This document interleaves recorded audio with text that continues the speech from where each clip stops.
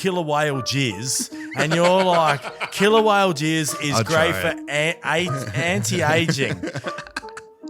People are going to buy it. Killer whale jizz is going to end racism. Michael Crafter, is that gay? No, it's experimenting. Like it's not gay because you're hanging with yourself. Well, it would be like oral Well, it's like right?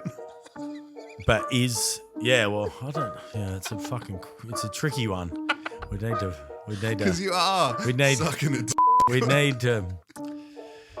Yeah, I feel like if I give too much insight into this, I'm going to be cancelled. Welcome to the Roadshow Podcast.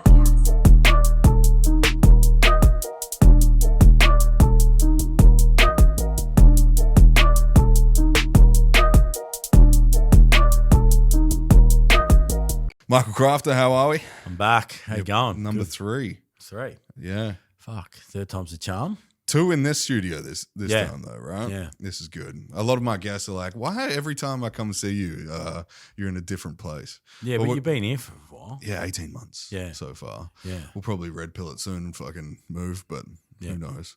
I like the space, but I want a little bit more space. Yeah. Talking about spaces, you just closed down the tattoo shop? Yeah, I fucked off Leaderville. Why? I feel like Leaderville's a food court with fuck all parking and a demographic that doesn't really fit what we're doing. And it's fucking expensive. Yeah. It's like really expensive rent. In the daytimes, it's pretty dead besides office space. And like really like nowadays, like what's there? Like fucking Yochi, Grilled on the corner. Grilled. Yeah. There's fucking Acai places. Yeah. There's like a fucking takeaway spud joint. Like there's not really like, it's not like this cafe area where people go like besides the Irish pub and like maybe like the tapas joint on the corner. Like where are people going in Leaderville? Yeah. Like there's no one there. Like besides Yochi, it's just not a place you go to anymore. Yeah. It's kind of like a more, like it's like what Subi went like. Subi was the spot. Snobby as fuck. And then no one goes there anymore, and it was high rent, and then now they can't fucking rent out a single thing. So it's like, just smarter. I just think like going back to 2 shops, it wasn't called against the grain either, so it made it.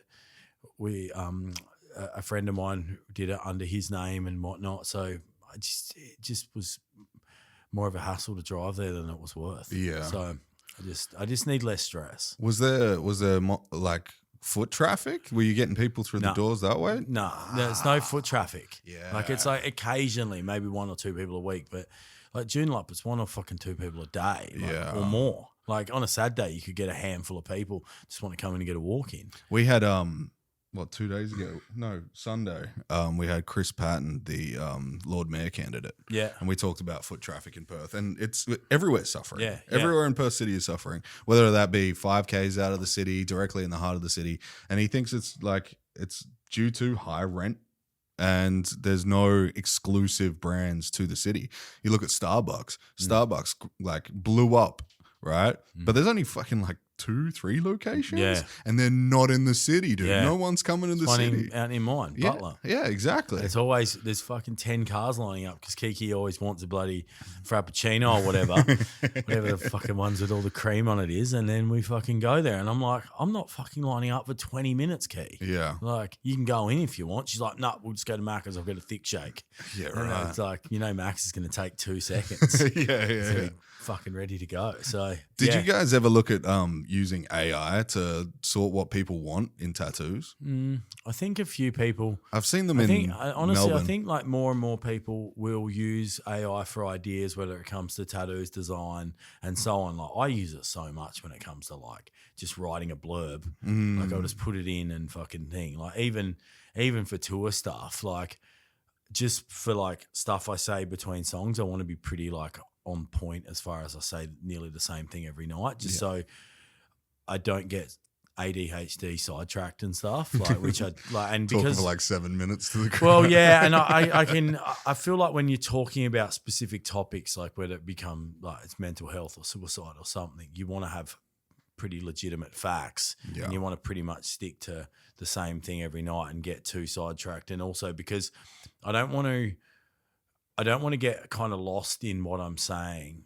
because then I'll just get upset because of the stuff like with Sean and so on. So I'm pretty planned as far as, and in between most songs, it's a bit of a story, like a story of the era, a story of the time, stories of what we've been through and where we've come to and how we're back to where we are. Are you guys gonna do like a dedication part for Sean? Yeah, I've got. Yeah? I just had someone. I wrote something. It's short. It's sweet. It doesn't need to be the fucking. The one thing we were gonna do all these screens and video stuff, and then we kind of felt that we need to strip it all back and not go down that route because it is confronting. It's upsetting.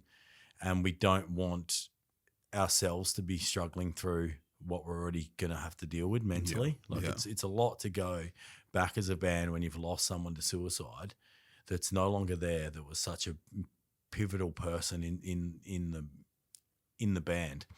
So we're just going to someone says like a bit of a spoken word kind of thing, and then keep it simple. How does it make you feel? I know this is a fucking RIP to Sean and huge dedication. He was one of the pioneers for metalcore. How does it make you feel as one of the pioneers for metalcore? I don't think I really realised it until I went out on that Parkway tour. I really, because I've come here, I've lived here for 14 years now. I'm so far away from music that I really took that gigantic step back from it. I wasn't on tour anymore. I've had over 10 years of not really doing much besides a few shows for Confession here and there. So, but then when I went out on that Parkway thing, I really realised how big it all is and how big metalcore just is in general. It's like the fact that we're even going out and doing the rooms we're doing, how big and fucking fast everything sold. Like even to the point here, we're doing like a 1,500 cap room. We haven't done a 1,500 cap room here before. It's 20 years on, probably 15 plus years on since. 18 years on since I was even sung in the band last. Wow. So it's like such a long period of time to even go. And that's why we kind of doubted ourselves when it came to venue size. Like we probably should have done a fucking 3,000 cap room in Melbourne. But we did a 1,400 cap room and it sold out in a fucking day. Wow. So it's like now we're playing Melbourne twice, 2 sold out shows. Oh, sick. Be 2 sold out shows in Sydney by the time that rolls around.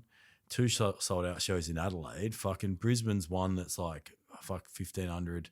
And the second one I think's at about 1,000 already. Wow. So we're like, Newcastle's going to sell out. So we'll be nearly every show will sell out. Like we're banking on all of them selling out. So it's just kind of this waiting game where we just need it to get going because we've all put in the prep. Like JJ's been drumming his ass off. I've been in the studio. And that's the craziest thing. It's like he messaged me the other day, like at the start of the month.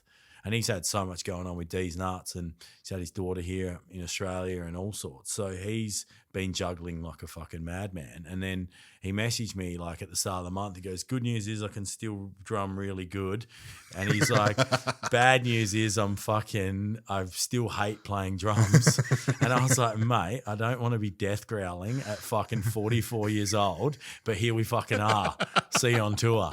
So that was basically the fucking discussion. We were pissing ourselves laughing because like we're old dudes now.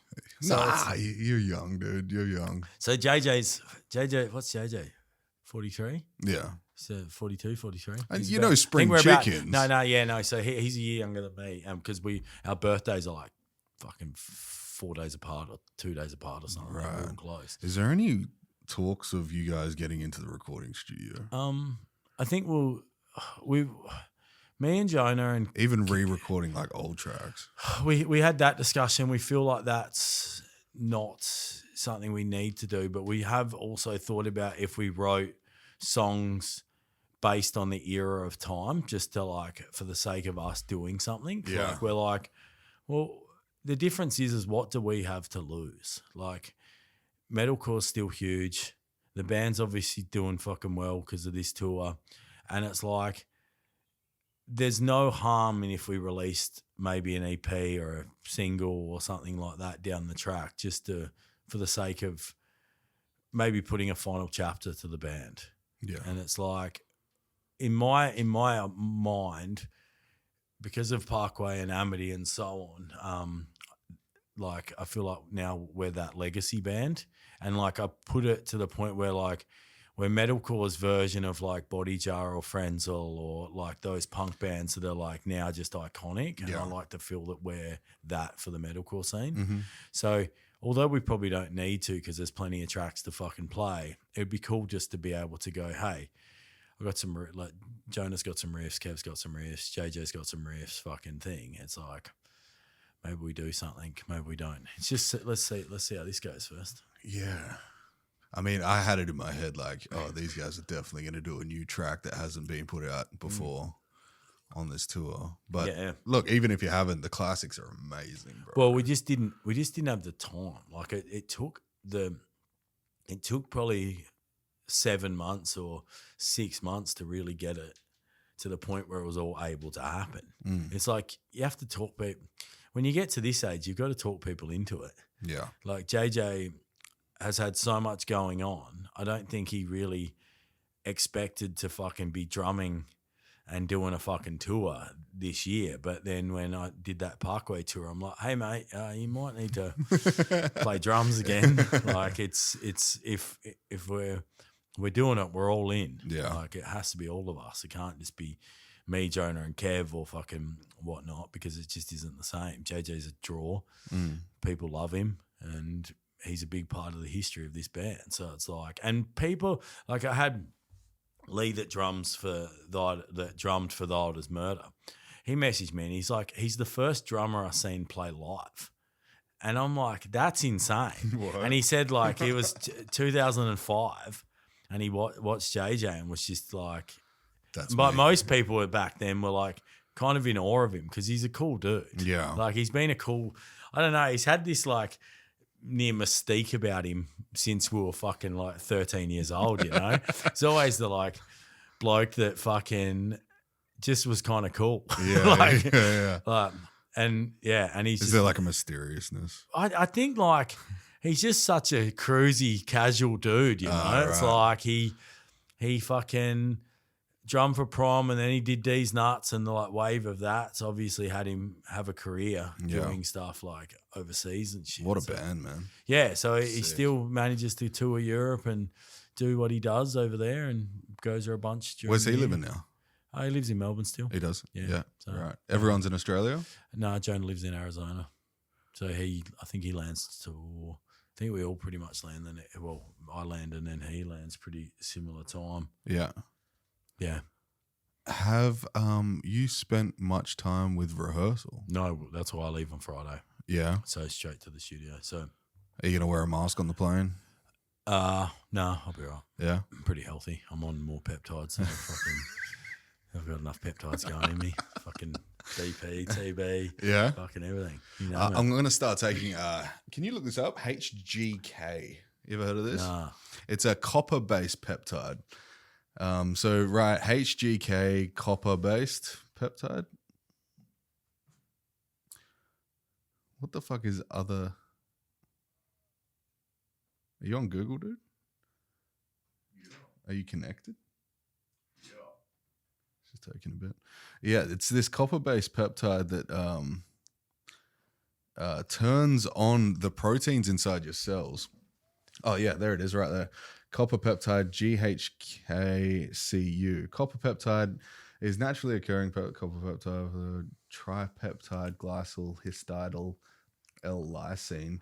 The tripeptide has strong affinity for copper. Well, yeah, so basically what it does is it turns on the young parts of your cells and it tells the body to act younger. Oh, fuck, I need that. Yeah.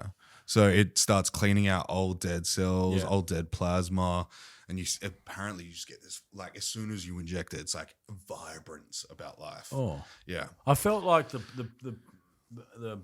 BP 157 and the TB 500s and stuff. I felt like they definitely did wonders when it came to like healing my shoulder. Yeah, like I feel I've been able to do so much more because I've been on it for a good few months. Yeah. But I'd love to know what the injectable is like compared to the tablets. Because what are you taking? Are you oral? Yeah, it's just got the orals. I heard the jabs way better. Yeah, way But better. Especially it's- if you're going into the deltoid, like Yeah. on your back shoulder. Yeah. Because it works partially local. Oh, does it? Yeah. Yeah. So I just got the tablets because like a few people are like, oh, this is probably easier for your days. You just get up, take 2 tablets, like take one of each, 2 of each. I think it's 2. Oh, yeah, 2 of each. You take some. Yeah, so I take something, and then so I pretty much do that as soon as I get in the car, and then like it's definitely fucking had wonders. I know BPC 157 in gastric juice. Oh, can you look up what the copper GKU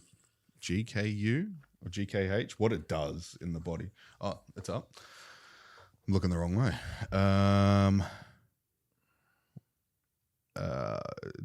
In humans, GKU.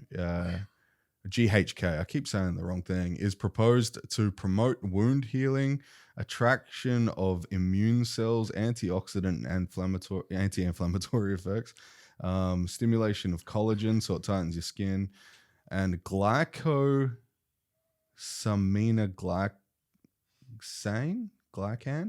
synthesis in the skin fibroblast, and promotion of blood cell growth. I think and that line, like generally reversing gene expression to a healthier state. Insane, yeah. So used in cosmetics as a reparative and anti-aging ingredient. So giving this to like an old person, woo, I wonder what that does. Yeah. Start kicking rocks. What was I saying before this? It's in gastric juice, BPC 157 breaks down, but I'm pretty sure you can take it with I want to say either vitamin B3. Find out, because if you're taking it orally, you might be losing some. Where if you're injecting locally with like sterilized water, then you might get a little bit of I don't know, more benefit. Yeah. No, I feel like it's done wonders, but and a few people I know are onto it as well, which is good. Yeah. Dude, it wonders for my Crohn's disease. Yeah. It completely eradicated it. Yeah. I have I'll put it up on the screen. I have a letter from my doctor saying I've cured my own Crohn's disease. Jesus. He is the head of gastroenterology at Murdoch St. John's. They're going to find a lot of this stuff does some crazy shit. So Well, they the crazy they thing just won't is, use it. is the US government putting patents and like trying to push patents so small institutions can't process their own peptides, even though all peptides are synthesized in the body. They don't want anyone besides the big pharmaceuticals to have them. Hold over it. Yeah, and they're coming up to a good hole because they're not classifying them as drugs; they're classifying them as biologics, and biologics can only be controlled by pharmaceutical companies. Standard. Standard. So it's kind of fucked up, and if Australia does what Australia always does, which is follow big sister, big brother, well, then we're fucked.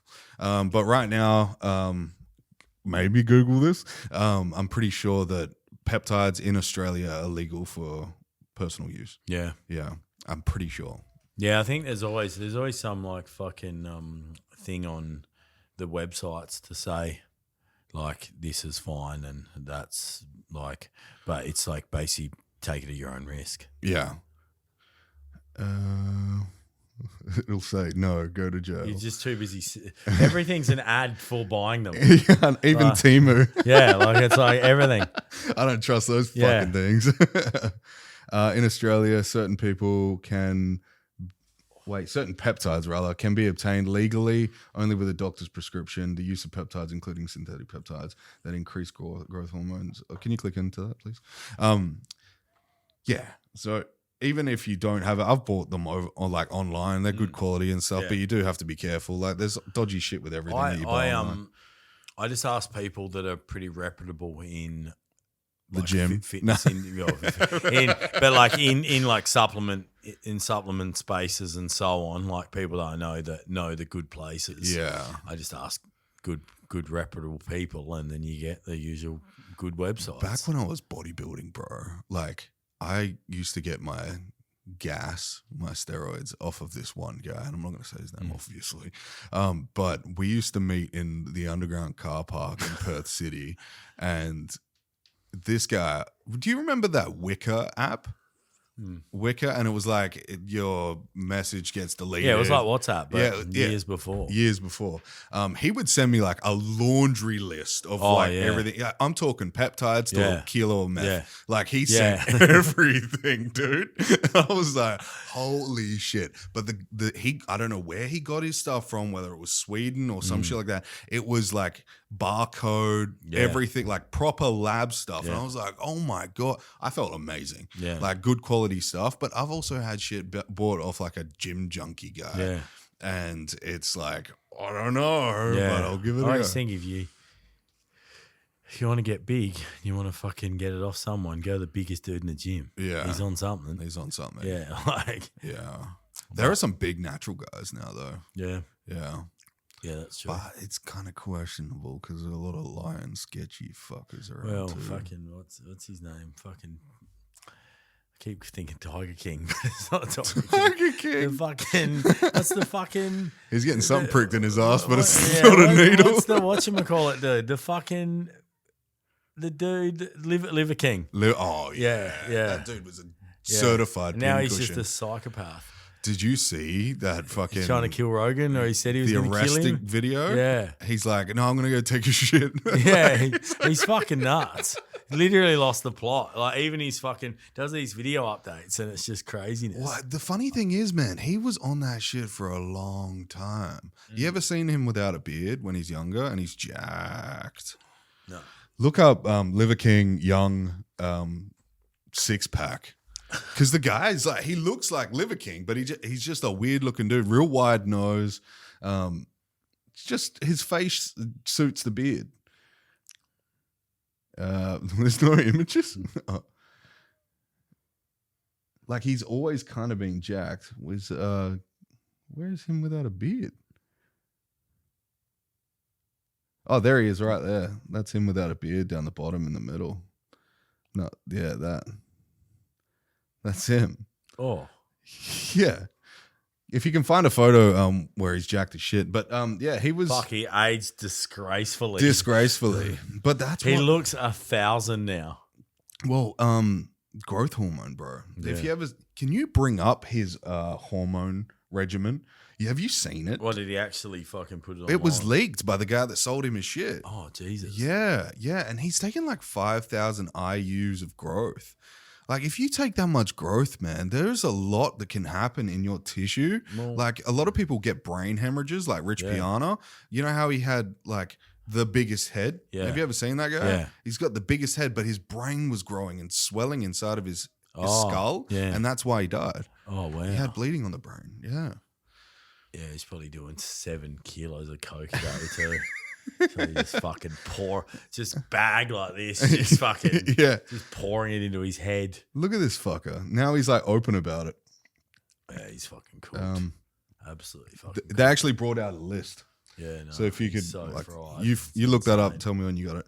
And that More Plates, More Dates, Derek guy, I was watching him last night. He went at him hard. And he went over his regimen too. Yeah. And he's like, man, if you take this much stuff for long enough, you're dead. Yeah. Simple. Yeah, I think the fact that people believed he was natural was insane. Yeah. I don't care how many fucking sheep's nuts you fucking eat. Yeah. Whatever. But yeah, it was crazy. The weird thing is the eating of the testicles, right? That's weird because like he says like, the 9 ancestral tenets or the 10 tenets, whatever the fuck it is. But if you eat organ meat, any kind of organ meat, you don't get benefits in your organ for eating their organ. It gets broken down into the same amino acids as everything else that you eat. Yeah. But he needed to sell... That's like collagen protein, right? He needed to sell bullshit, but... You know how they sell collagen protein? Yeah. It doesn't help collagen. It's like I seen an ad the other night about fucking beef tallow as a fucking face cream, and I was like, is they just everything they like I'm like, it doesn't matter what it is. Someone's selling it as a fucking like this. It's great for your fucking for anti-hate. You put up fucking whatever, fucking like killer whale jizz, and you're like, killer whale jizz is great for anti-aging.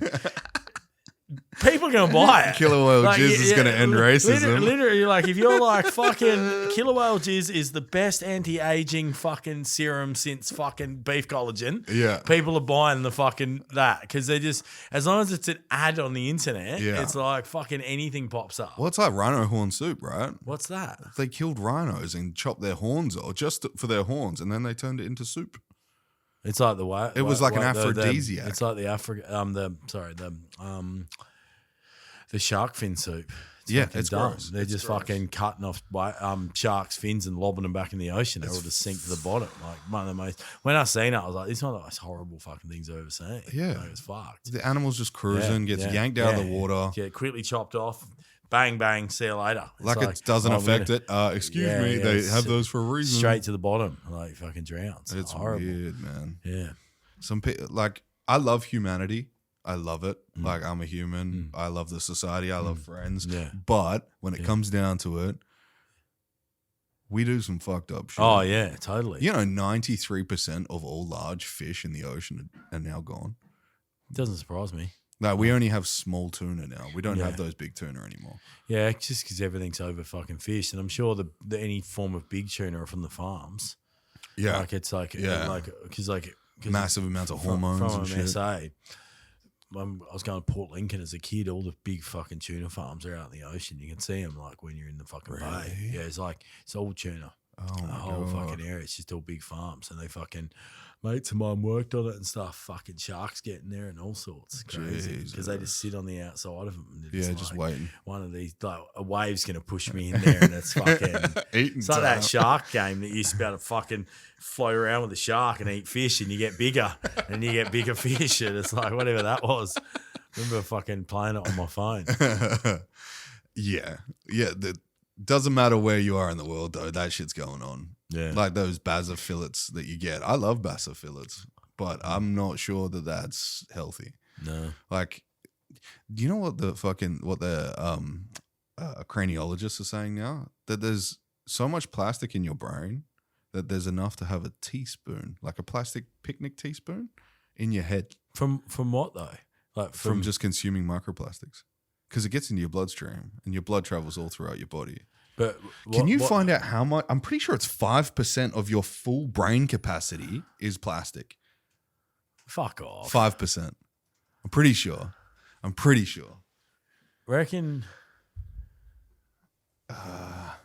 Yes. As much as a spoon's worth. Yeah. That's fucked. That's fucked up, dude. 7 grams? Yeah, bro. Oh, maybe that's so fucked up. Maybe that's why I'm so fucking stupid and keep forgetting most things. Maybe it's the plastic in my brain and the fact that I fucking use the microwave too much. Or it could be partying when you were younger, let's be honest. No, well, I fucking didn't do enough. I'd already given up by the time it was time. Fucking, I gave up everything by the time I was 16. I didn't have a good enough fucking go at it. No. Like when I was 15, I stopped drinking. When I was 16, I stopped everything else. Yeah? I never touched the thing again. Wow. So I should have a lot more brains than I So where did all that craziness come from when you were younger? I think I was just fucking bored in a country town. I think it's country town syndrome. Yeah. Got nothing to do. Sure. And like nowadays, like kids in country towns just play fucking video games and do sport. Like when we were kids, there wasn't fucking video games. There wasn't the internet. You were 10 times more bored. But where... I get that because I lived in Karratha for a while and that was horrible for your attention span. But something about being bored where you're like, let me do some shit. Like creativity gets inspired. But you were like one of the most polarizing figures in music in the noughties, like in the early noughties, right? Well, I think especially in metal in Australia. I think by the time we started touring was 2002. Yeah, so 2002. Sounds right. Yeah, so by the time we started in 2002, 2003. But the thing is what like, and I think with everything, like because there was no fucking internet and fucking whatever, like in theory, I think people probably thought bands were fucking crazy and doing fucking whatever. Like we're jumping off bridges and jumping off ginormous cliffs and fucking thing when we're on tour. Like we were jumping, like I've watched Winston flip off some of the biggest road bridges into no joke, bull shark infested rivers. Like just the craziest, dumbest shit. And like he did a fucking gainer off this off this cliff in Byron. It's like one of the psychos things I've ever seen done. And it was me and him there, no one else. I'm in the water, like watching, like I'm gonna have to save my mate. But like all of that, but the fact is none of us drank, none of us really went out. Yeah, it was like an outing for us, like a night out for us would be going to the fucking Cass. Like that's as exciting. Like that's as kind of exciting as it gets. I like people always like, fuck, it must have been thing, and I'm like, no, didn't really do much. Like I'm sure if you like ask like JJ and Sean and like, well, obviously not Sean, but like back in the day, like SK, this fucking one night. So I'm staying at my mate's house and someone runs in. They're like, Sean's getting arrested. And I'm like, fuck. So I've run down. He's pissed and he's fucking tried to jump through Macca's window or like he's kicked Macca's window, smashed his whole fucking window. So he's got arrested. Oh, no. So we've had to get him out in the morning. And like that Sunday night, we've gone to do a fucking band shot. Sean's hungover as fuck because he's been in the fucking drunk tank all night. JJ, for some reason, has a black eye. And we've got this band shot and like we're kind of like all pissed off at each other. And I don't even know why JJ has a black eye in it. But yeah, it was this fucking night where I think Sean decided he was going to jump through. So if you could trace back those kinds of stories of what the boys were doing on those late nights out, who fucking knows? But it's like me, I'm like, it's 1, I better go to bed. Like I'm too fucking boring. Like, and it's one of those things where it's like, I'm sure like bands that were like partying and fucking thing, they've got all sorts of crazy stories. But like me, Kev, Jonah, we all didn't drink and didn't go out. So we're fucking. I think the older school bands too, like back in the day, like have you ever seen the 3 home videos from Pantera? Yeah. But that's the era though. Like they were proper like rock stars. They were insane. We were just dickheads, like fucking like it's such a like, and like you look at when those kind of, I feel like the last of the big time rock star kind of shit was that era. Like it's like they'd crossed over to be proper metal, the fucking glamorous supermodel looking fucking women that were like marrying Motley Crue and fucking like like all that kind of fucking thing. And then I'm like, I couldn't imagine like Phil Anselmo marrying fucking Pamela Anderson, you know? Like I feel like that version of metal got like a bit more rough, you know? Like there's a higher chance he's marrying a fucking stripper that's got a fucking heroin problem. It's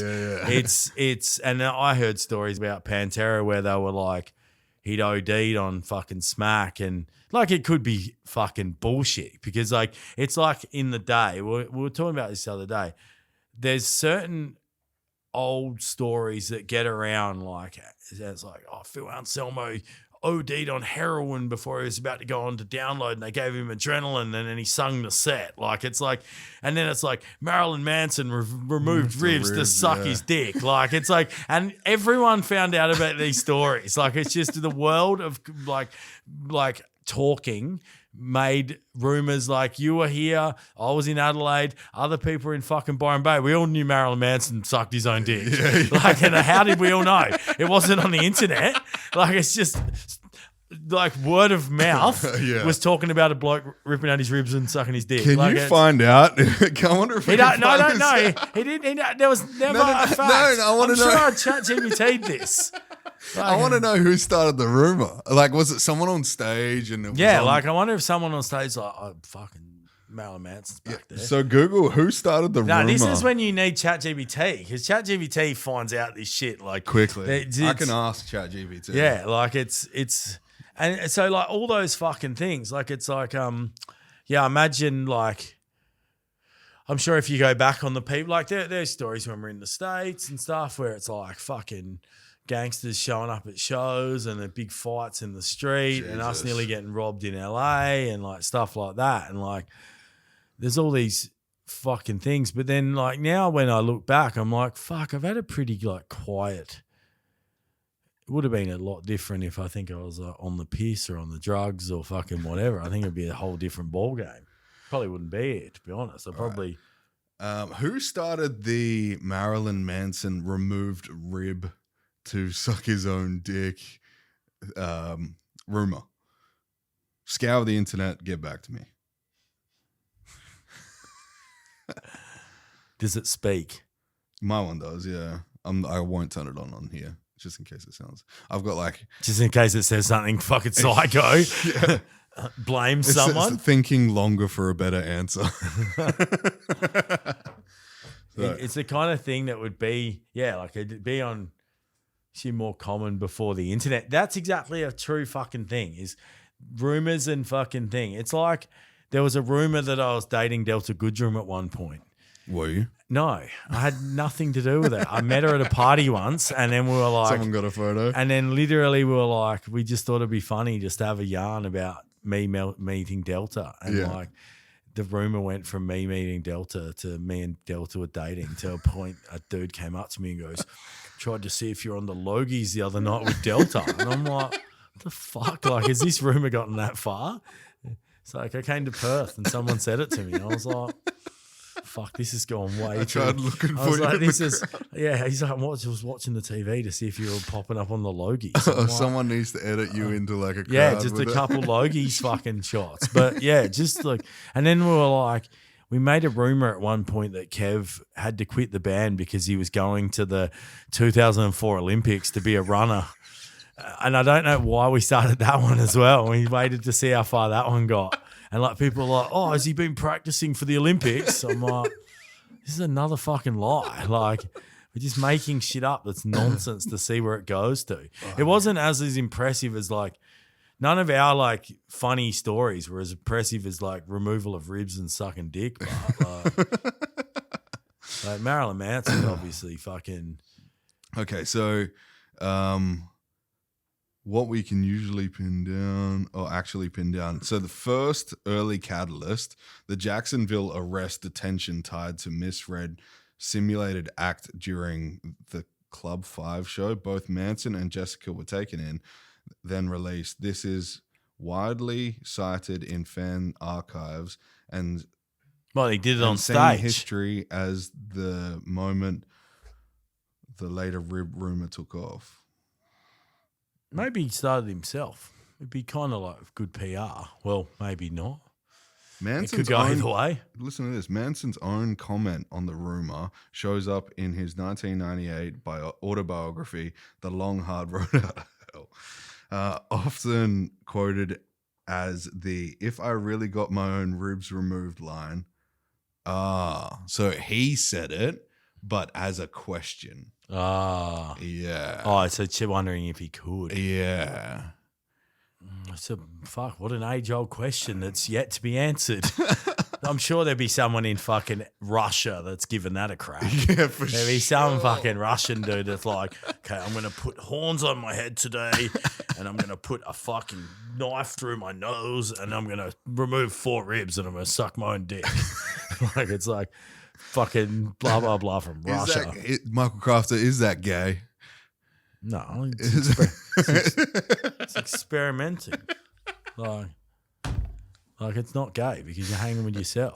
Well, it would be like oral masturbation. Well, it's like right, but well, I don't. Yeah, it's a tricky one. We need to because you are. Sucking a dick. We need to. Yeah, I feel like if I give too much insight into this, I'm going to be cancelled. But if you've done it, fucking good on you. You've given it a crack. Yeah, well done you. Yeah. Well done you. Yeah. I heard rumors. Here's one. I heard rumors that you were on Big Brother or you were going to do. No, Big I was Brother. on Big Brother. You were? Yeah. What year were you on? 2008. How was it? I was only there for like 5 days because I had to go on tour. Oh, so no. it was right before I went on tour. Did you tell like, oh, fuck you, I'm leaving? No, they knew. So like I made a deal with them to go in for a few days because I got the most internet votes of any person by like thousands. Oh, really? So then they sent me in, and I couldn't go in when the house first opened because I had some band Prom Queen commitments. It's the last time I actually toured with Prom Queen. Oh, wow. So then that happened, and then like I pretty much was in there, and then they're like, "Oh, we're going to have a surprise eviction," and I basically said to everyone, I was like, "I got to get the fuck out. I got to go on tour." I was like, "I've literally got to get the fuck out."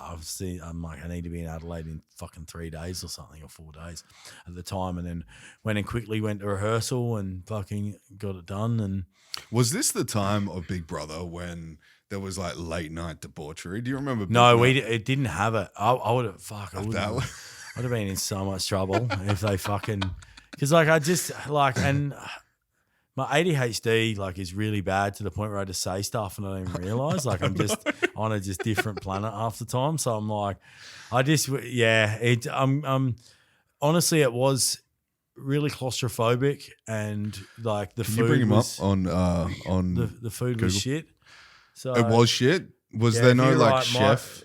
CAR? Sorry. Yeah, Big Brother, and it should be a really bad photo. Please be a bad photo. We really need to get fucking high speed internet in here. The fact that I haven't. Oh, is it the first one? There. I wish I looked like that bloke, but he's fucking legendary. I wish. Is that Marilyn Manson? Up there? No, but why couldn't I look like that? Yeah, I don't know if there's any. Go across. Who's that No. guy? No, I don't reckon. Maybe there's just no real photos of it anymore. It's a long time ago. And it was before Yeah, it's social just- media. it's just band really. shit. Yeah, way before. Shit for Harley, like everything but. No, there probably isn't, to be honest, Yeah, right. because none of that's it. A couple people with good hair, but that dude looks. No, you're not gonna find it. But yeah, Keep no, looking. just part of the process of life. A lot of random shit happens to me. So did they get in contact with you? No, they put up a thing to vote, internet voting. I just made a video. Yeah. Said I was friends with It's you in Winston. the alleyway, right? Yeah, like it was way before that. It was with a webcam. I just said I know Winston from Parkway. And that was my video. Oh, okay. And that's all I did. And I just posted it, and then everyone fucking thing. And then a couple of days later, there was like voting fucking top 10s or whatever. I was in front. What album were they on at that point? What's that? Horizons? Parkway? Mm. In 2008? Yeah, Horizons. Yeah, Yeah, what was because I'd that? done. I Because went Deep out- Blue I was went- 2010, right? Yeah, I went out on the Horizons tour. You did? Yeah, I went on that. Oh, I went on sick. with, I just got back from America, actually. What did you think of their new track? Oh, yeah, the new track's sick. It's fire, Yeah, right? It's real heavy. And they kind of knew that they need to, like, bring it. Like, they under the thing of the last album did well, but it's a bit too much of a transition. But they're like, It's very harmonic. if we bring some breakdowns and some fucking big parts and whatever, I feel like they still need to be a heavy band, but have a good mix of like what they're doing when it comes to like, I feel like fucking what's the song where they're jumping out of planes? Who? Parkway? Parkway. I can't remember. Fucking Jumping out of One planes. Life, One Shot. Give it all you got. One life, one shot, give it all you got. Yeah.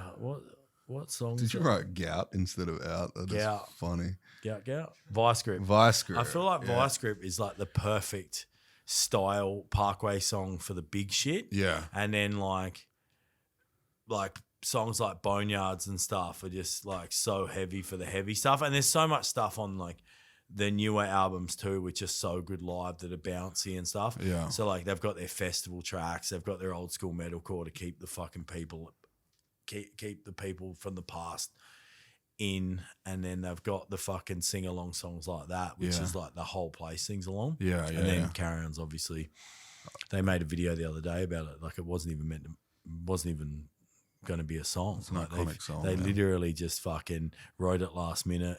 Winston wrote the fucking words in a fucking in the hotel, and they were like, "Oh, this is not the song," and it was the song. Yeah. Like it was That was the song of that album. Yeah, that was the song of the album. Yeah. And it's probably still like, But you think about it, you had Dead Man's Chest on there, you had Boneyards on that album. they opened with it on the Parkway. Did they? Yeah. Ooh. Yeah. They literally like walked out, big walkout, and then fucking that was the start. What's the meaning of carrion?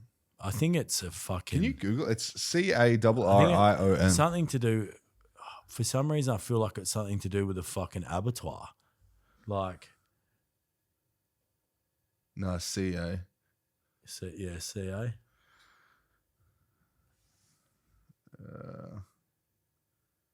Meaning similar pattern was observed in the carrot one. No, for some reason. Can you definition it, please? That's dictionary. Yeah, no. I feel like it was for some reason I felt The decaying flesh of a dead animal. Yeah, okay. What? Yeah, I knew it was something to do with meat of some sort. But that's way more brutal. That's so brutal. Yeah. Because I heard the term in Game of Thrones. Yeah. And I was like, oh, I'm pretty sure they were talking about the dead bodies, the dead soldiers, the carrion of our enemies. Yeah. And when I was young, I was like, these cunts just like put carry on together. Like I didn't think of it. Yeah. And then like later in life, I'm like, oh, that's interesting. Yeah, because people say carry on. Yeah. If it's carrying. Carrion, yeah. Yeah. But whatever. I don't think it matters. A lot of bands these days have been stepping away from like the heaviness of like what you think about metal and metalcore and even death metal and deathcore. There was like this time in like the 90s and noughties where like it was heavy to be talking about death. Yeah. It was heavy to be talking about mutilation and all that stuff. But now you don't need to even talk about that. You can be heavy without talking about that. Yeah. Right? It's kind of interesting. I feel like all the like Cannibal Corpses and all those bands were shock value. Yeah. Like they were a bit more like fucking just brutal lyrics and whatever. And then like the early deathcore was like very similar because it's transitioning from fucking that. But then like now like the younger bands, it's more personal. I think like personal is fucking better because you're telling a story. You're telling your story, whether it's mental health or whether it's fucking part of your life or even whether it's a fucking breakup. It's still part of your story in your life and whatnot. And I think for me, like when I was in prom, I just wrote a bunch of nonsense. Like I literally felt like I wasn't old enough to really have any true experience. Like I hadn't experienced death. I hadn't experienced fucking very many relationships, hadn't experienced life when it came to my child. So like I didn't really know what to write about. I just kind of made shit up. So it sounded cool and fucking whatever, but I was never like poetic at any point. So then like as I got older, I was like, okay, so I'm going to write this song about cancer. I'm going to write this song about my daughter being born. I'm going to write this song about going on tour and being away from home. And like different stuff just all of a sudden had more of a meaning. There was definitely the lines. And me and Dan that plays in Amity that was in Confession, we were yarning. It was always like the song needs a T-shirt line. Like it needs the lyric that can go on the back of a T-shirt. Like it needs to be like, I send a meat I'll truck. burn your churches to the ground. Yeah. Like it's on the back of a shirt, sold fucking psycho amounts.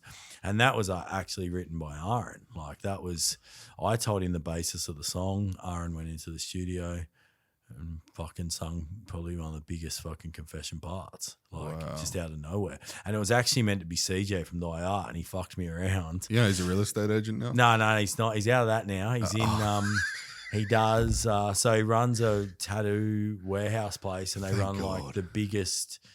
Probably like one of the biggest tattoo shows in Australia now. Wow. I spoke to him on the phone the other day. Yeah, he's killing it. Like they're killing it. Like it's their show called Iron Gate is massive. Yeah. So and he's pretty much does all the event stuff for that. He's got a team around. So he's not screaming for No, they've got another dude. They've moved on. And he's. I think is he heavy? I think of music wise, he's just checked out. Like, that's what I was saying to him as well. When you're in a business sense and you're doing well with business, you've got a lot of fucking career focus.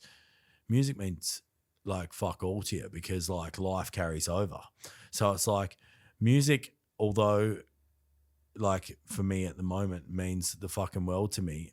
Like when I'm home, it's a second thought because business, parenting, and so on is the real deal. You know, like music's just something I have the luxury of having there when, if I'm going to go on tour or Parker going to bring me out, like it's there and there's a history and fucking whatever else. But it really significantly in my life, it doesn't really play into it because I'm up, I'm taking my kid to school, I'm going to work, I'm doing this, I'm going to see accountants, I'm going to see lawyers, I'm going to do business shit. Fucking worrying about crypto, like you name it. It's everything fucking but. Like I'm not going, oh, I better fucking listen to this band that has breakdowns. Like I couldn't fucking tell you the last, besides like Polaris, Alpha Wolf, like friends bands, I don't listen to music. Like the only new band that I know the fucking words to is fucking Spirit Box because I think she's got a psycho voice. But like I haven't even heard them. You could ask me, I would not know a single lyric for fucking Slaughter to Prevail, Lorna Shore, like none of that. I wouldn't have Lorna Shore isn't even lyrics, I'm pretty sure. Yeah, I wouldn't have a clue what any of those bands are doing, sounding. I know they're all heavy. Yeah. I know they all do real well, but it's not on my radar because it's not like my daughter's not playing it in the lounge room on fucking YouTube. Yeah, you know? of I'm course. listening to what's on in there and it's all shit house. But that's what you do when you're a dad with a daughter. You put up with nonsense and you just accept that you're now in the fucking, she's in the driver's seat, pulling the fucking, just pushing my buttons and just telling me what to do, basically. You're past the part where your kid constantly pressed the same button on the same toy for fucking 8 mate, it evolves though because it will be the same fucking thing on TV.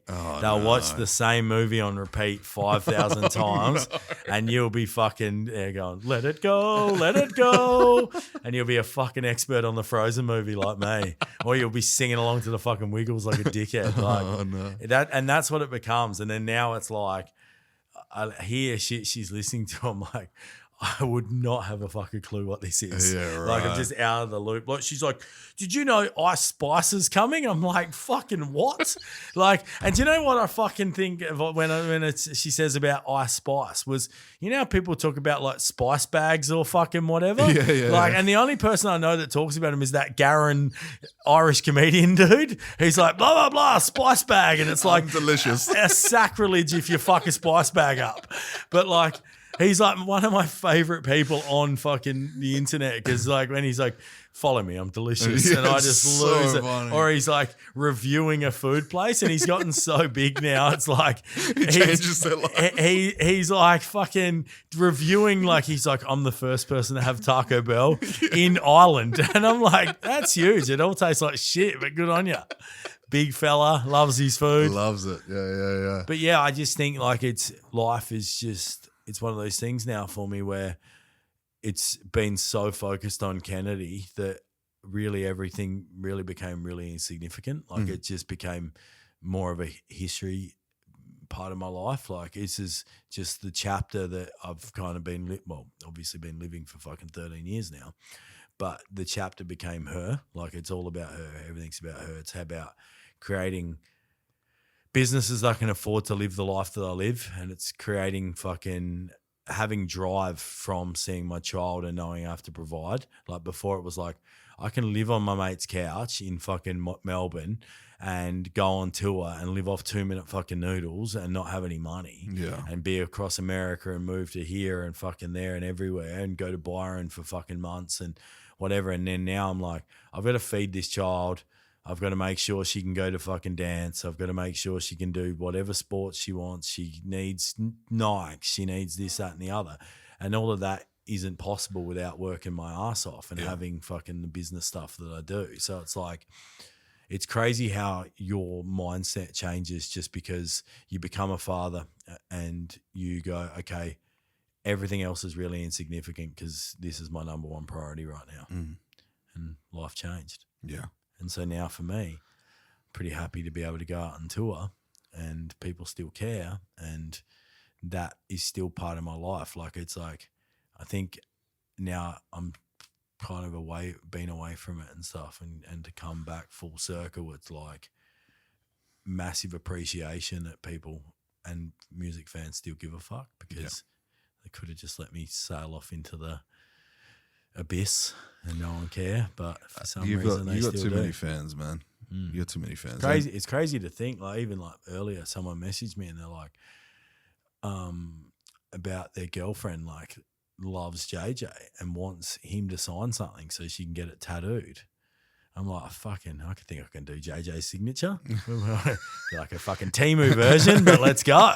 But yeah, like it's like even something like that. They're like, oh, we want to be able to meet JJ, blah, blah. And I'm like, what fucking band has a drummer that people know? But like, you know, like other than Slipknot with George Harrison. Like it's like not many people are like, fuck, I want to get the drummer's fucking signature, you know? Like unless it's a no offense, JJ, but now he's back behind the tubs. It's like I couldn't tell you who any fucking drummers are besides Ben Gordon in Parkway Drive. Yeah. Like you know, like my mates' bands, I know all my mates' bands, but like it's usually a front man or one of the guitarists. It's like Killswitch Engage. I could not tell you who the fucking drummer is, but I can tell you that fucking Adam D plays guitar and he did fucking thing. And Jesse and Howard, both great vocalists, but I couldn't tell you who any of the other dudes are. But, are Killswitch Engage still touring? Yeah, huge. Yeah, who's their singer now? Jesse. Jesse Leach. Still? Yeah. Whoa. Yeah, so they just did. He must have been on for like the last 15 years then. Yeah, so because Howard's been going a long time. Yeah. So like, is Howard dead? No, he just cruises. I think him and Adam D have a new album coming out. Really? It's just something else. Yeah, so it's like that was Parkway, I Prevail, Killswitch Engage, Devil Wears Prada, Amity Affliction, Alpha Wolf, Beartooth, and a bunch of other bands just did a US tour in big, like 10 festival type thing. 10 plus thousand a show, four-way rotating headliners between Killswitch, Beartooth, I Prevail, Parkway. Yeah, right. And then a bunch of other cool bands, and Amity and Alpha Wolf did it and looked like a fucking sick tour. Can we talk about tour finances? Yeah. Who's paying for the shows?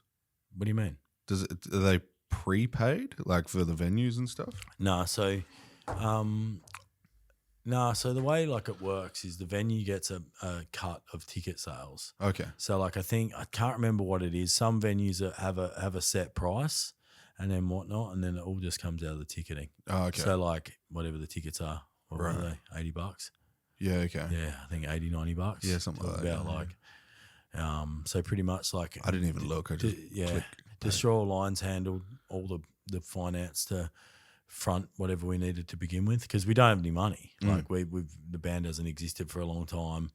They were on a bit of a downturn over time after like because I think when too many members change and whatnot, and Sean had left, JJ had left, I was obviously not back and so on. I think it makes a big fucking difference on who the team is, and that's why I was like, we all need to be back, and that will make it feel real again for not only us but for the music fans and so forth. But yeah, DAL have come to the party. We started with them like 2003. We were pretty much the start of their company. Yeah, like Ben and Bronwyn at the time came to meet with us in Adelaide, and then it was crazy because Ben and Bronwyn were running like nightclub style things that were able to fund Destroy Lines to exist. Then Jadden, who ended up owning Unify and has managed everyone from fucking bands like Amity or as like a management company and record label and thing that Unify was or is, and he had like them, Amity, Vance Joy, I'm trying to think. I think maybe at one point they had like Amy Sharp, Tash Sultana. Like they've had some big, lots of crazy stuff. Like I'm just trying to think off the top of my head. I know, and then he had his, and then at one point like Unify and Destroy Lines were the same company. Yeah, like two different. One was the touring aspect, one was the label aspect. They went their separate ways. Ben went his way, and then he got Chris on, who was doing Soundwave at one point with AJ, and then Chris was kind of like sent it into a bit of a catapulting fucking thing. DAL's like one of the top fucking touring companies. Parkway's there now. Parkways with DL, yeah. And so then we were like, this makes sense for us to go back with them. And then we were kind of like, well, who would we deal with? And Lachlan has been a Prom Queen fan forever. We've known him forever. He did the racket on Triple J for a long time. Proper music fan and Prom Queen fan. And we're like, this makes the most sense. He's a friend and he's done it all. So fucking... Yeah. Are you using means of media, as in like radio and stuff, to promote it? No. It was all organic. All organic. Whoa, no interviews. Dude. That's crazy. So you're probably the first person to talk to me. Yeah. I think I've got to do a couple when I'm in Melbourne. Yeah. But we said nothing. You're going to see the boys from Club Good? No, because they don't do it anymore. I thought they still do them from time to time. Yeah, from time to time. But I just was like, we said right from the get-go, we don't need to do it. What story do we need to tell? Like, especially short form stuff. Yeah. We said we'll do podcasts, but I was meant to go to a bunch of stuff and do like some stuff in Adelaide with Adam Jones, who's Craig Jones, the jiu-jitsu fucking person. Yeah. I was meant to do his quick Raz. He's done Savs a bunch of times. Yeah, I was meant to do Sav as well, but I just fucking love Sav, dude. Yeah, I was meant to go there and do that, and I was meant to do a bunch in Melbourne. I just couldn't find the time. So I'm like, if I can do a bunch when I'm away, talk about tour when I'm away, but like nothing comes across great in a short form interview. Because you can't put things into context, and you give short form answers that don't really mean fucking anything. But when you can do a pod, you can at least talk about things and what they mean to you more than like, oh, so are you excited to go on tour? It's like, yeah, man. What else? Like, what else? Fucking yeah. Like, it's like, but if you can go more in depth. So like Jona did, it's how they ask the questions, too. It's like totally. Are you excited to go on? It's like, what are you excited about? But if you're, then you open the door. Let me talk a little bit more. But they just want the little clip real quick. And the problem is most shit's emailed. It's like, and then it goes to a website or fucking whatever. At least with a podcast, you can do video, you can fucking thing, you can have reels and so on. But Jona did the Downbeat, which is the Straight from the Path drummers show, and that does real well. Yeah. So they're like both, like Jona works for Monster, and that show is sponsored by Monster and stuff. So like they've got a connection, obviously through music for a long fucking time, but that's like Craig's pod does really fucking well in the metal side of things. So Jona went in about the tour a bit, talked about Bring Me the Horizon, being in that for a number of years and so on. But that's kind of the only. No need. I just think like most of the shows were selling out before we did ads. We've pumped a bit of advertising just online to get the strays in that fucking maybe like waiting a bit to buy a ticket and so on. But like, it's funny because we announced like a second Brisbane show and people are like, I missed out on Brisbane. And it's like, there's another show. You just haven't looked. And it's like, and I'm like, we'll finish a tour. And someone will be like, you should come to Melbourne. It's like, well, we're there fucking twice. Like, it's like, it doesn't matter what you do. Like, people just, for some reason, don't look. And like, we've put up so much fucking stuff. And I've even had people message me today and they're like, oh yeah, I missed out on this. I'm like, there's a second Sydney show. Yeah. It's on a fucking Saturday night. Are you guys running ads?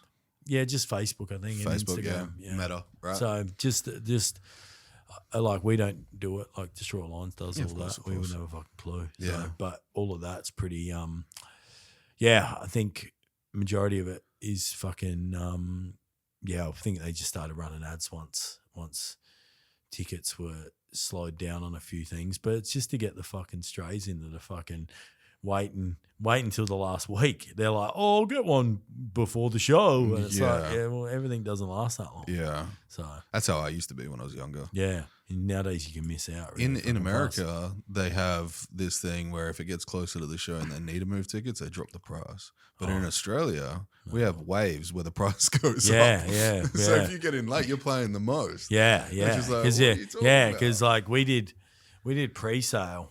Like, and when I was saying about how fast tickets were selling to begin with, that was all pre-sale. Like, wow. I think Melbourne sold out on pre-sale. Yeah, wow. And then Adelaide at 1,500 on the first day in a fucking 2,000 cap room. What room are you playing in Melbourne? It's called the Northcote Theatre. Northgate? Northcote. Northcote. Yeah, it's just out. Can you look up the Northcote Theatre? I want to see this bitch. Yeah, so Is that's it nice? it looks like a fucking school hall, to be honest. Really? How do you spell COTE? Oh no, no, No, COTE. Yeah, Northcote Theatre. Close. you need ChatGPT. We do. We do. Go. Nah, where's it? Is it that white building there? I don't know. Go there, down the .acom.au one. Keep going. There, up. There. This is it. Just want to see the inside. Does it have like a 2-story kind of thing going on? I don't know. Someone told me it looks like a school hall. Oh no. But no, is that it? Jesus. No, you got to go. I was gonna say, Go. are you doing a musical there? No. Now go back to images and type Melbourne, if you don't mind. Could have pressed back.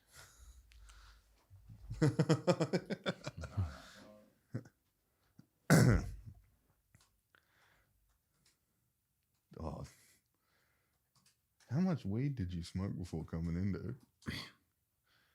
Just go to images. There should be a pig. Is that what it looks like? Or Northcote? There you go. No, that can't be it. Is it seated? No, I reckon. Is it that? No, I reckon it's going to. No, that's not it. Jeez. I don't know. No, I think that's going. That's in the air.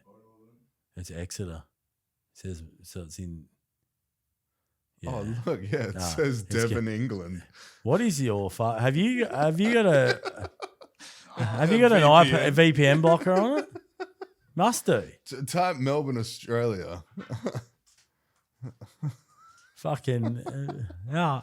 Are you sure it's the Northcote? Oh, it's Northcote. So Yeah. CTE. You've got double T. It's the top one there, No, it's not. isn't it? Yeah, that's the one in. Press images. The reason as to why I want to see it is because a lot of venues in Melbourne, they have that kind of like not raised stage. That's it. Is that it there? Yeah, that I think. Yeah, Yeah, click on that. Oh, sick. maybe. Yeah, venue. Yeah, entire venue. So the stage, I guess, is a No, hang on, go up. Yeah, click the next one. There. That's it. Okay, right. Is that a high stage or is that low? I don't know. There'll be a fucking barrier. in front of I it. have a feeling like that thing's going to be loud in there, dude. Yeah. Got things in my ears, so I want to hear a Yeah, fucking true. thing. You going to do the inner ear? Yeah. Yeah, it's better. Yeah. Yeah, I can hear myself. Yeah. I'm excited for that, dude. Yeah, it sounds way better. And Perth, where are you playing? Metros? Metros. Fremantle? Yeah. 100 tickets left. Why not Perth? Shit house. Yeah. Fucking the Thunderdome. It's fucking gross. Yeah, true. At least like fucking thing feels like a better venue. It's like there's a lot more floor. There's the balconies closer. Yeah. Those fucking you're right. balconies like that. It's just Yeah. ugly. Yeah. It's just an ugly venue. And it's fucked because like Perth doesn't have some. Yeah. Yeah. And it's like you lose a lot of like feel of a show when people are on a balcony. They're not Yeah. as pumped. But if like it's big floor space, it's like fucking crazy. But then yeah, so there's no venues like that are like 1,500 plus in the city. Like there's not a single fucking venue. That's it. And it's fucked. It's one of those things where it's like Melbourne has like 1,000 cap room. They've got a 1,500 cap room. They've got a 2,000. They've got a 3,000. Like they've got everything up to like 5 to 10 to fucking you name it. Yeah. Like it's like if you're big enough, you're playing Festival Hall or something. You know, like you're big enough, you're playing the fucking what's the one everyone plays? The Forum. Like then there's Northcote. Then there's fucking the Corner or 170 Russell. Like there's 800 cap, 1,000 cap, 1,200 cap. Like there's every fucking stepping stone. But here it's like, what are you going to play? Fucking Capital or what? And then it's like, what what's the fucking That is an issue. yeah, like what's Amson? Is it called Capital Steel or is it called something else? Magnet House. Magnet House. Like, why change the fucking name again? And it looks like a fucking It looks like a fucking sci-fi movie. yeah, it looks like a fucking bad like Miami club in 1986. Where it's like you look at it and you're like, "Fuck, this is tacky." Yeah. like it's got lights that come down, like fucking whatever. It's made for the kids on fucking ecstasy. Yeah, it's made for a night. It's made for a nightclub, but it's like, okay, well, do a venue that's not that. Like, do a proper music venue. Like, Well, you're right in saying that. Like, Metros is kind of like the only thing Yeah. in the city. yeah, and then they all turn into fucking nightclubs after, and I get it, and fucking whatever, but fucking shit. Like, you have Jackrabbit Slims, which was Black Betty's. Mm. That was a fun venue. Never played it. I never even went in there. It was fun because it was like the bars were up higher, Mm. so there was like a couple of steps up to the bar, and you turned away from the stage. But when you're down low, Yeah. and like I'd say the stage was probably, you reckon as tall as this table? Like, you're getting cock in the face a lot, you know, but like there's a barricade there, Yeah. and it's like good energy, Yeah. but it's small, so everyone can party like Yeah. close, Yeah. and it feels like a lot of energy. Yeah. But then you're like, your next biggest venue is like, I think it was like the Dean back in the day. But like that was a fucking club. Yeah. Nobody wants to do that. Yeah. It's a weird one because no one wants to go to Freo. Like, fuck Freo. I hate the place. Like, I literally. That's like, why I was like, oh, I don't fuck. go there ever. Like, it's unless we're like going to go for a ride south and head past through there. But I don't. Like, when mates' bands play there, I'm like, The only problem with it is once you're done, you got to walk outside and there's a bunch of fucking homeless people. oh, it's Like a it's, lot. I feel like Fremantle is in a sad state of affairs because like the homeless thing is a problem the government need to find a fix for it, okay? Because there's got to be a fix with housing or whatever.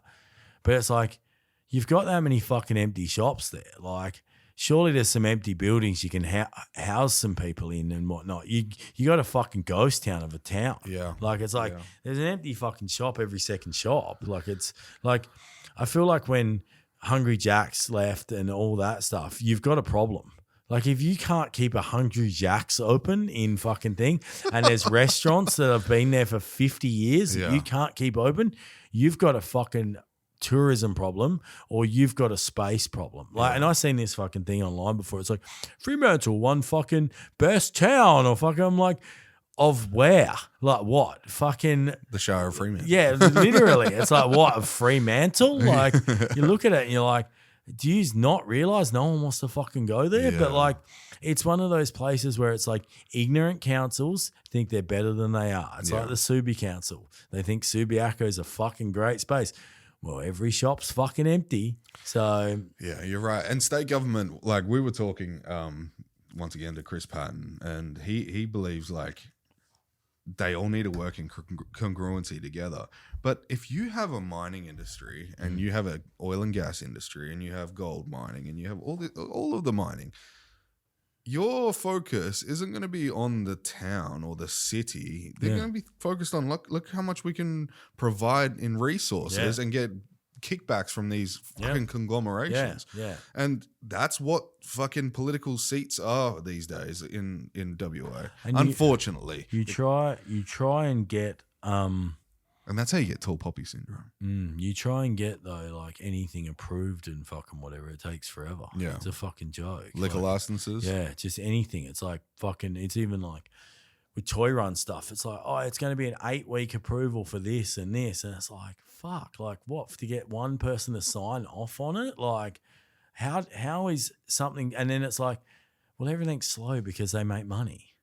Like if they sped stuff up, they're not making as much money. Yeah. It's like everything needs to be a process. Like everything needs to take forever because someone's job needs to take longer so they can stay in a job, make money, fucking whatever. So councils just drag their fucking feet. That's why government has reluctancy to introduce AI into like DOT, Department of Transport and stuff, where most of the stuff that you can do or that you do, you should be able to just go in, click, that's what I need, provide, like insert your ID, There should Have be a a great day. machine. Have a It should great be like day. a self checkout. Fucking instead thing. of fucking Karen that's sitting there that she just got yelled at by an Indian guy. Yeah, they're just a press working, and you're like, dude. fuck. And you sit there, and everyone's sitting there like this, like fucking zombies. Like, no, I'm 1,050, and we're up to 300. I'm going to be here for 9 more hours.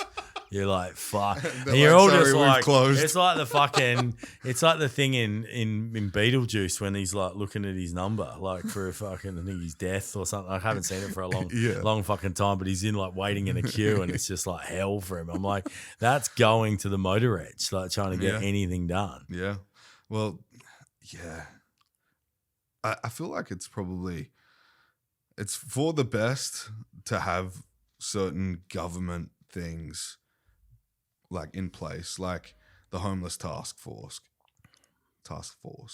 but they don't do anything. No, they it's not in those situations. It's in no one's best interests that are in those roles, because if they solve the problem, their job isn't as needed. I feel like if they continue to solve problems, so they just like cancer, fucking right? drag their fucking feet, and they just stay fucking, and they shift people around, and they get them fucking whatever it may be, like food vouchers, or they get them some crisis accommodation and fucking whatever. But there's no solve. Like there's no like pathway that's like, let's get this homeless fucking bloke that's down there a fucking job, you know? Like, let's try and, like, I'm sure there is fucking things, but it's like, it's all so hard to fucking do that, like, people have to jump through so many hoops they give up. You need to make it, for people that are struggling, you need to make it as easy as possible, because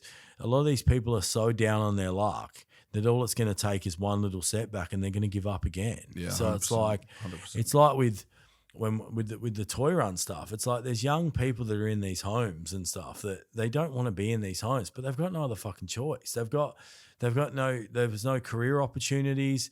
It might be some young fucking bloke or fucking female or fucking whatever that are like, maybe like he's in and out of fucking juvie and stuff, and the crisis accommodations and stuff is all he's got. Like, who fucking knows? But they're like, it doesn't take much to probably inspire them, but it also doesn't fucking take much to deject them just as much. Because like, if I wasn't fucking driven and whatnot, and I like had to go to the council and deal with all the fucking nonsense and fucking whatever else, I'd probably fucking give up on a lot of shit too. Like, and it's like the same with like people with alcohol problems, drug problems, and fucking whatever.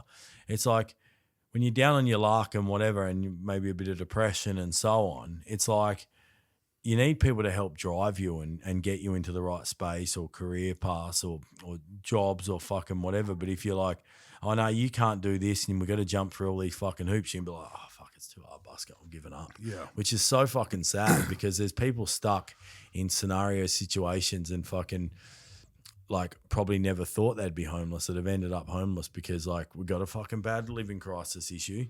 We've got fucking probably a worse drug and alcohol problem than fucking ever. We came out of a fucking like lockdowns, which has probably caused all sorts of mental health problems. Like I lost friends in the fucking like to suicide in the fucking in the lockdowns and COVID and stuff. So it's like a lot of these things that I see, it's like there's more and more homeless people, and it's like, okay, well, the government needs to find a fucking answer, because money isn't a problem here. Yeah. There's plenty of fucking money.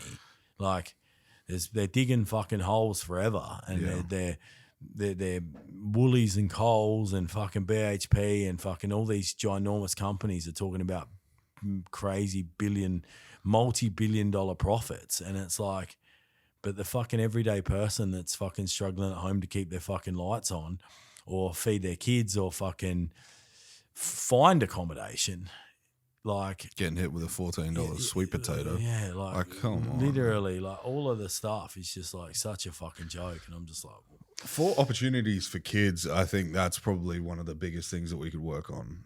Can you look up the minimum wage for an apprentice? it's a lot more now. I know that. When I was an apprentice, man, I was It's earning like $6, $6.15 an hour. We've had apprentices, and the government puts in a lot to businesses that have apprentices. So there's Yeah. a lot. There's a lot more nowadays when it comes to first year. But yeah, there's a lot more money going out to businesses to try and get people to take apprentices on, because there's a while there where what's the point of getting an apprentice? Like, you can just get them to teach them very little, get them digging fucking holes or putting bricks up or fucking working in a trade site, fucking shoveling fucking concrete, you name it, out there. Yeah.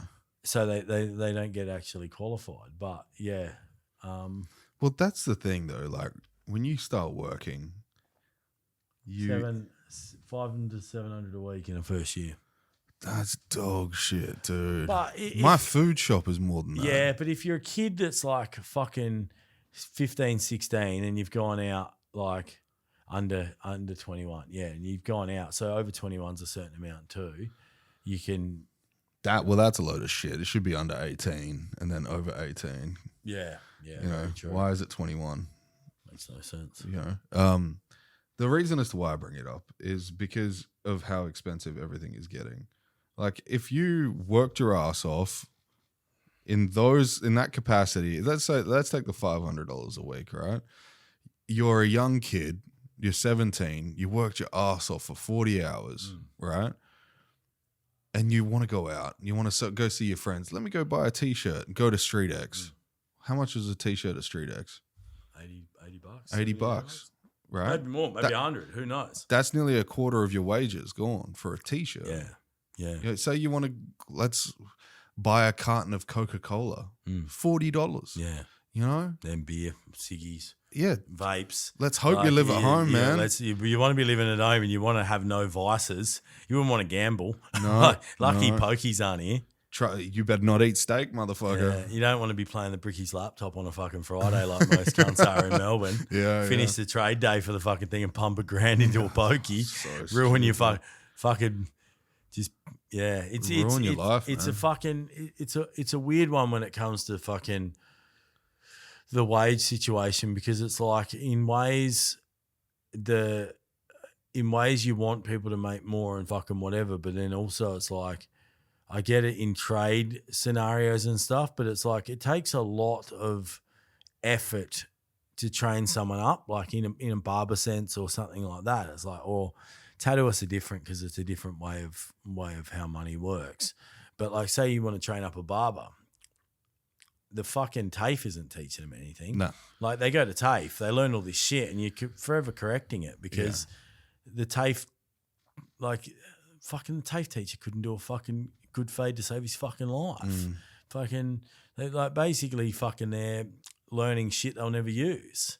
Like, it's just fucking nonsense. Like, so it's like whether you're fucking teaching, maybe in 5-6 months you can have them maybe cutting hair, like in a reasonable capacity, but you're not going to be expecting, and you're going to have to tell people that's an apprentice. Let's hope for the fucking best right now. Like, let's hope you don't like come out with fucking half your head shaved off. I worry for kids, man. I worry, like, especially with the way property prices are going. If you ever want to own a house in the future, we better fucking pick up on the housing, man. If we don't, we're fucked. I got engaged last week, and we got to put off an engagement party and stuff because everyone's like, oh, we don't have time. We're busy working, all this stuff. It's like, what is the lifestyle if it's just working?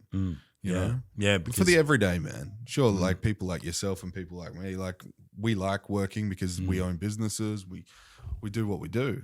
We have things outside of work. We have kids and responsibilities. But for the everyday person that's going to work for 8 to 10 hours a day and then having the weekends off. Imagine that you're getting stuck in fucking traffic. You're only office job in the city.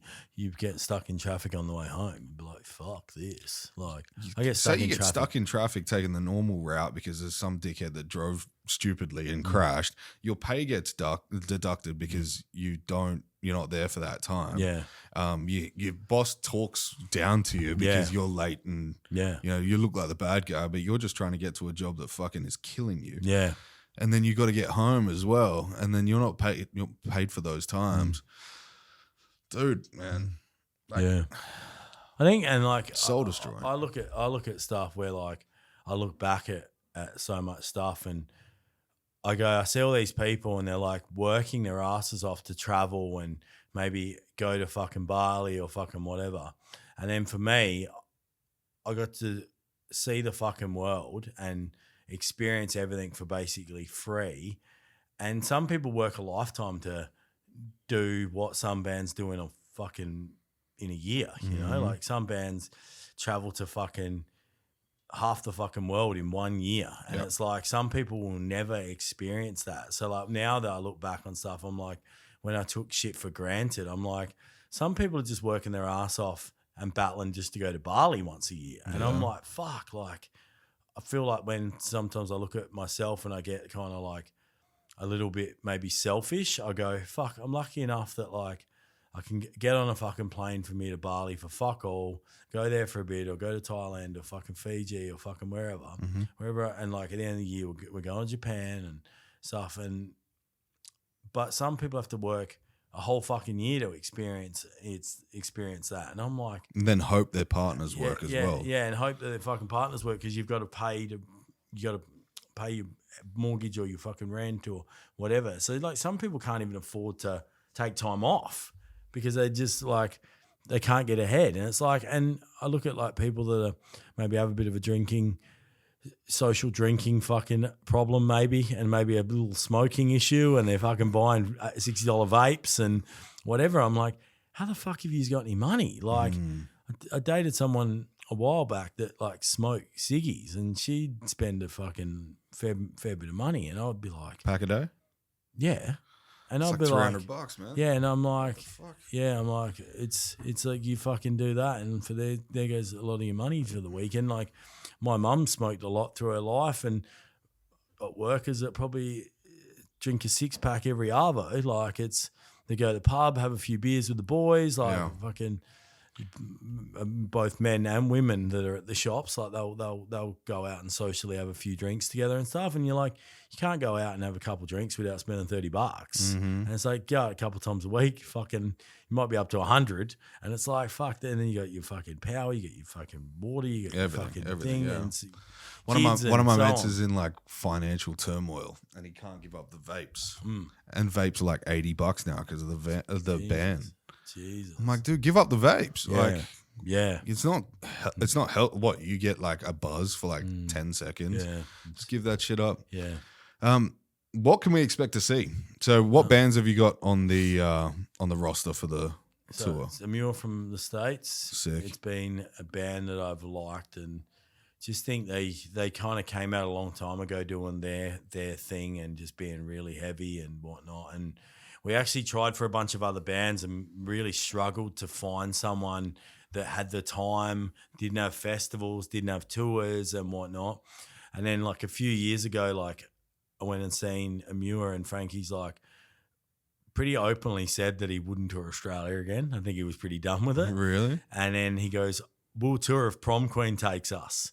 So we were fucking going through like managers and like the bureaucratic nonsense of you got to talk to the manager and you got to talk to the booking agent and fucking thing. Jesus. I just messaged Frankie and I was like, yo, we're trying to get you on this tour. Can you get us an answer? And he's like, we're in or something. Like it was like a real simple reply. And I was like, hang on, is this the confirmation? Yeah. And so then their management and whatnot got back and then wanted to have like a more deathy fucking metal band, and To the Grave of fucking killing it. And then Threshold, a young band from Melbourne, felt that you need a young band. Like you need to. Who'd you go with? It's called they're called Threshold. They're like Threshold. Not many people probably know who they are, but hopefully like this kind of tour gets them out there. And I thought you were going to bring Alpha Wolf. They're just too big. Yeah. They don't need it. Like they do these rooms on their own. Yeah. Yeah. They're just too big. They're one of them bands that like they're going on that Parkway summer tour thing. Yeah. And then I reckon honestly reckon like they're already in big rooms, so they'll probably be in. Yeah, they could Headliners. be on. They headline everything. They fucking everything. 2,000, 3,000 cap rooms. Oh, whoa. Yeah, big time. Like Metro's Freo sold out. Like on their last run, Forum 2,500 in Melbourne sold out. Jesus. Like they're a big band. Yeah, right. They might have even done Forum twice. Whoa. Like they're them make them suffer. feel like them, Make Them Suffer, maybe North Lane. They're all like pretty fucking big. And then next up, it's like Polaris are bigger than all of them. Yeah. And then it's like Amity and fucking Parkway. But Polaris could well be on to be the next Amity and Parkway quite fucking easily. Like they're on their fucking way and more.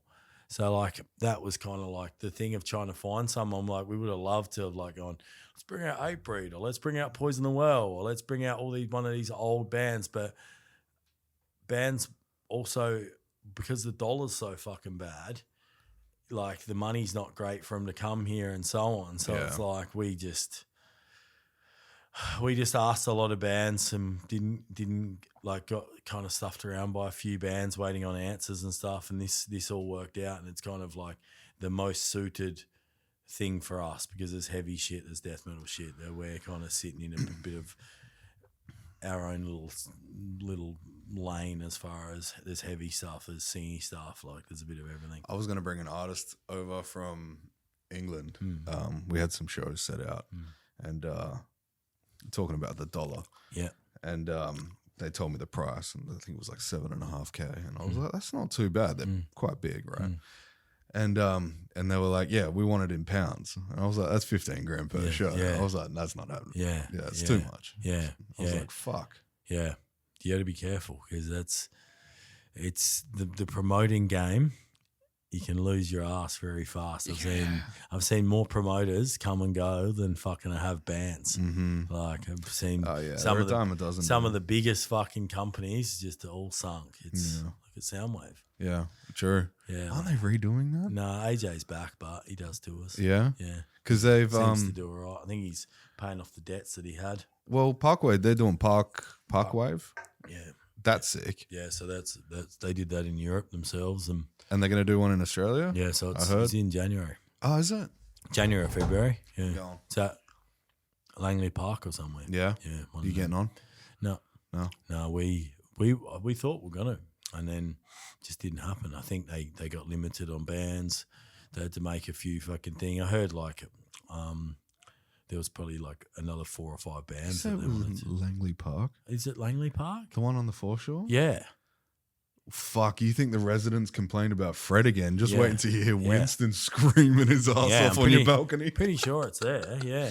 Holy shit. Yeah. So, that's wild. Yeah. So they've fuck. What do you expect? It's a venue. Yeah. Like it's literally there's always and they want events. So True. There's that, and then and then bloody that Froth and Fury thing's happening, which is at I think Claremont Showgrounds. They got like Polaris headlining and a bunch of bands, so that'll be big. I hear Slipknot's coming back. When's that? Next year. Yeah. Well, they've obviously give Knotfest a miss. So there comes too much. So I think they had a 3 or 4 year deal with that, and then they obviously haven't renewed it. So I think if Slipknot come, they'll probably just do a arena tour. Yeah, a standard tour. Something like that. I can't wait to see how it all goes. I will be there for the Perth Fremantle show. Sick. That should be good. Yeah, no. Thanks, man. Thanks for coming in. For that.